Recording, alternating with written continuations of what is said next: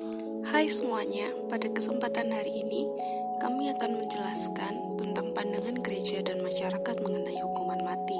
Kelompok kami terdiri dari Alinda Bita 11 IPS 1 nomor 2 yaitu saya sendiri, Clarissa Divinanda kelas IPS 1 nomor 9, Januari Tarandima kelas IPS 1 nomor 12, Mary Angelina 11 IPS 1 nomor 17, Nathanael Felix 11 IPS 1 nomor 18, dan Sean Richard nomor 20. Saya akan menjelaskan hukuman mati. Hukuman mati adalah suatu hukuman atau vonis yang dijatuhkan pengadilan atau tanpa pengadilan sebagai bentuk hukuman terberat yang dijatuhkan atas seseorang akibat perbuatannya. Nah, penyebab orang dapat dihukum mati di Indonesia yaitu 1. Makar dengan maksud untuk membunuh atau merampas kemerdekaan atau meniadakan kemampuan presiden atau wakil presiden yang sedang memerintah, membantu atau melindungi musuh negara Indonesia pada saat perang. Yang ketiga, penipuan dalam pengiriman bahan militer pada saat perang. Yang keempat, membunuh kepala negara dari negara sahabat. Yang kelima adalah pembunuhan berencana. Perampokan atau pencurian yang mengakibatkan kematian juga menjadi salah satu penyebab orang dapat dihukum mati. Pembajakan yang menyebabkan kematian, menyebabkan atau memperlancar timbulnya huru-hara, pemberontakan atau desersi kalangan angkatan perang. Pemerasan dengan kekerasan yang menyebabkan kematian, kepemilikan dan penyalahgunaan senjata api dan atau bahan peledak lainnya, tindak pidana dalam penerbangan udara atau terhadap infrastruktur penerbangan, penyalahgunaan dengan memproduksi, menggunakan, mengedarkan, mengimpor, dan kepemilikan obat psikotropika golongan 1 secara terorganisasi.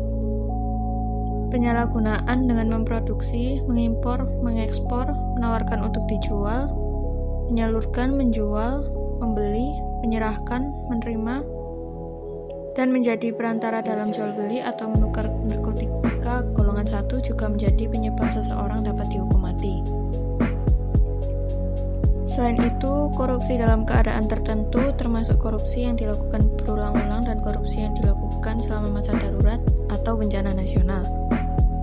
Pelanggaran berat hak asasi manusia termasuk genosida dan kejahatan terhadap kemanusiaan. Aksi terorisme tentang pemberantasan tindak pidana juga menjadi salah satu penyebab orang dapat mengalami hukuman mati. Kemudian dampak positif hukuman mati, yang pertama, para pelaku tindakan kriminal tidak akan mempunyai kesempatan untuk mengulangi tindakannya tersebut.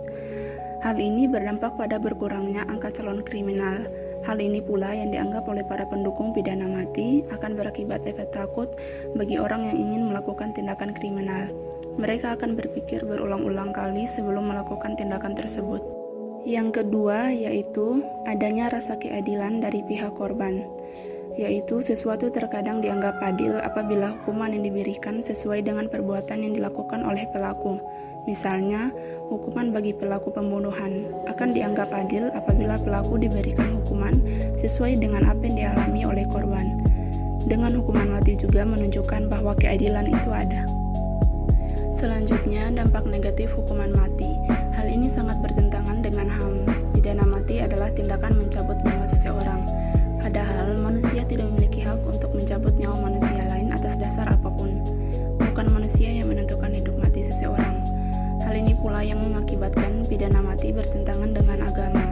Hampir seluruh agama beranggapan bahwa nyawa seseorang ada di tangan Tuhan, bukan di tangan manusia. Jenis hukuman mati saat ini. Yang pertama ada hukuman tembak. Metode ini merupakan cara yang paling populer. Lalu dilansir dari Death Penalty Worldwide, sekitar ada 28 negara yang masih melakukan termasuk Amerika Serikat, Indonesia, dan Korea Utara. Biasanya metode ini dilakukan terhadap terpidana kasus kejahatan luar biasa seperti terorisme, pembunuhan berencana, korupsi, dan perdagangan, dan genosida. Yang kedua terdapat stigma. Metode ini dianggap sebagai metode hukuman mati yang paling manusiawi ketimbang tembak mati atau eksekusi kursi listrik. Suntik mati ini diterapkan juga beberapa negara di bagian Amerika Serikat. Namun, suntik mati ini dianggap tidak etis karena dilakukan dengan cara yang rahasia dan juga tanpa sepengetahuan keluarga terpidana terpidana. Bahkan, diketahui 65% transplantasi organ tubuh untuk kebutuhan medis disuplai dari organ terpidana yang disuntik mati. Ketiga adalah hukuman gantung. Hukuman mati dengan metode tiang gantung umum dilakukan pada abad 18 hingga awal 20. Namun, masih ada beberapa negara yang menerapkan metode ini sebagai hukuman mati, khususnya di semenanjung Arab dan Afrika. Penerapan hukuman gantung ini dilakukan karena ongkosnya yang jauh lebih murah dan efisien. Ada dua metode hukuman gantung. Yang pertama adalah long drop. Long drop dengan menjatuhkan terpidana mati dari tempat yang cukup tinggi sehingga tali yang melilit di leher tidak mencekik terlalu lama. Metode ini dilakukan untuk mengeksekusi mantan pemimpin Irak yaitu Saddam Hussein. Metode kedua adalah short drop, yaitu membuat leher tercekik lebih lama. Lalu hukuman mati yang keempat adalah rajam. Rajam merupakan metode hukuman mati yang sering dipraktikkan di Iran dan Somalia. Biasanya penerapannya dijatuhkan kepada orang yang terbukti melakukan zina. Contoh kasusnya terjadi pada seorang anak berusia 13 tahun bernama Aisyah Ibrahim Dulo. Awalnya ia melaporkan 3 orang pria yang menyerangnya kepada otoritas setempat. Namun sadisnya perempuan itu justru dikenai hukuman rajam. Aisyah dieksekusi di sebuah stadion di kota Kismayo di depan 1.000 orang penonton. Kemudian yang kelima ada kursi listrik. Hanya ada 2 negara yang secara hukum mengatur penggunaan kursi listrik sebagai metode hukuman mati, yaitu Amerika Serikat dan Filipina, hingga tahun 1976. Penggunaan kursi listrik untuk hukuman mati pertama kali dilakukan pada tahun 1890. Terpidana mati kursi listrik dilakukan dengan cara mencukur seluruh rambut yang ada di kaki dan tangan, sehingga menghilangkan hambatan listrik. Eksekusi kursi listrik dilakukan dengan menyetrumkan sekitar 2450 volt dan dilakukan setiap 15 menit. Kemudian yang keenam ada hukuman pancung. Hukuman penggal atau pancung sebelumnya dipraktikkan di Prancis hingga masa revolusi Prancis pada tahun 1799. Saat itu pancung dilakukan dengan menggunakan alat bernama guillotine. Metode ini mulai ditinggalkan di Eropa karena alasan kemanusiaan. Selain di negara tersebut, praktik hukuman pancung juga dilakukan di Arab Saudi. New York Times mencatat pemerintah Arab Saudi pernah mengeksekusi 47 orang dalam 1 hari. Eksekusi mati tersebut dilakukan di tempat terbuka dan menjadi tontonan masyarakat. Yang ketujuh, pembakaran. Milisi ISIS melakukan pembakaran terhadap tawanan mereka saat berkuasa dari 2011 hingga 2017 di Irak dan Suriah. Tawanan tersebut biasanya berasal dari luar negeri dan warga sipil lokal yang dianggap melanggar hukum atau mata-mata musuh. Tidak hanya membakar, militan ISIS juga merekam dan sempat menyebarkan beberapa video eksekusi mati mereka tersebut ke internet. Hukum Perjanjian Lama memerintahkan hukuman mati untuk berbagai perbuatan. Yang pertama, pembunuhan. Pada Kitab Keluaran 21 ayat 12. Yang kedua, penculikan. Pada Kitab Keluaran ayat 21 pasal 16. Yang ketiga, hubungan seks dengan binatang. Ayat Keluaran pasal 22 19. Perzinahan. Imamat 20 ayat 10. Homoseksualitas. Imamat 20 ayat 13. Menjadi nabi palsu. Ulangan 22 ayat 4. Namun Allah seringkali menyatakan kemurahan ketika harus menjatuhkan hukuman mati. Pada akhirnya semua dosa yang kita perbuat sepantasnya diganjar dengan hukuman mati. Pada ayat Roma 6 ayat 23. Syukur kepada Allah. Allah menyatakan kasih-Nya kepada kita dengan tidak menghukum kita. Roma 5 ayat 8. Allah sendiri yang menetapkan hukuman mati. yaitu pada Kejadian 9 ayat 6.